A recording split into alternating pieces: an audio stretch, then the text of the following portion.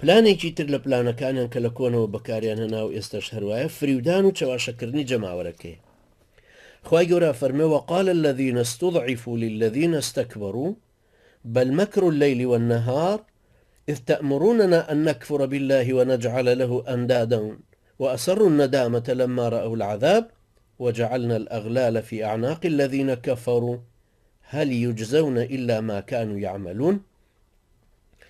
سيرك أما ليك شويني جهنمان مستكبر ومستضعف ئەو کاتە چۆن ئێستا خەڵک گەڵێ هاجا پێشمەرگەی داما و چی بکە پێشمەرگەی فەقیر چی بکە کاکە هەمووی فەقیر بوون و مەجبورن و ڕاتب وەرەگرن و مەجبورن بچنە و شەڕ. ێ باشە خوای گەورەژەی فەرموو إن فرعون وهامان وجنودهما كانوا خاطئين. فرعون و هامان و سەربازەکانیشیان گوناحبار بوون. ئەی بۆ سەیدنا موسا نەی فەرموو ئەی دەباشە و جوندی گوناحانە چی بکەن؟ جوندی گوناح نییە، پێشمەرگە گوناح نییە کە لە پێناوی سەرمایەداریەکی زەبەلاحی ئاشکرا و زەقا لە پێناوی کوفرێکی سەریحە خۆیەدا بکوشت. بۆچی تۆ یەک ڕۆحت پێ خۆتە دەی بکوشت لە پێناوی تاغوتێکە لە پێناوی ملهوڕێکە کە ئامادە نییە ڕاتبەکەشت بداتێکە بە حساب بەو ڕاتبە تۆی بردو بۆ شەڕ و کوشتار.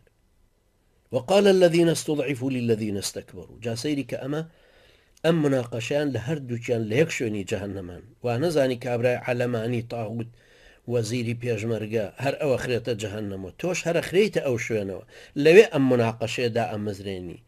خوای گەورە فەرمێ ئەوانەی لاواز و بێدەسەڵات و مستەزعف کرابوون بەدەسەڵاتدارە لووت بەرز و مستەکبیرەکانی دنیایان ئەڵێن کە هەردووکیشان لە دۆزەخان ئێوە مون شەو و ڕۆژ لە پلاندانان و چەواشەکاری و هەڵخەڵەتان دنمانابوون تا کافر ببین و شەریک بۆ خوای گەورە لە مەزنێتی و خۆشەویستیا دابنین. ئاوا پەشیمانی دەرەبڕن و کە سزاکەمان بە چاوی خۆیانە بین. حەسرەتە کێشن پەنجەی خۆیانە گەزن.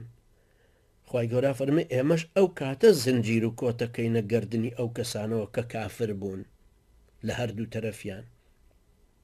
پێیانەوترێ چما پاداشتێکی تری غەیری ئەوەی کردوتانە دێتەوە ڕێتان پاداشتێکی ترتانە درێتەوە نەخێر سزا ئەدرێن لەسەر ئەو ڕەفتارانەی کە کردوتان.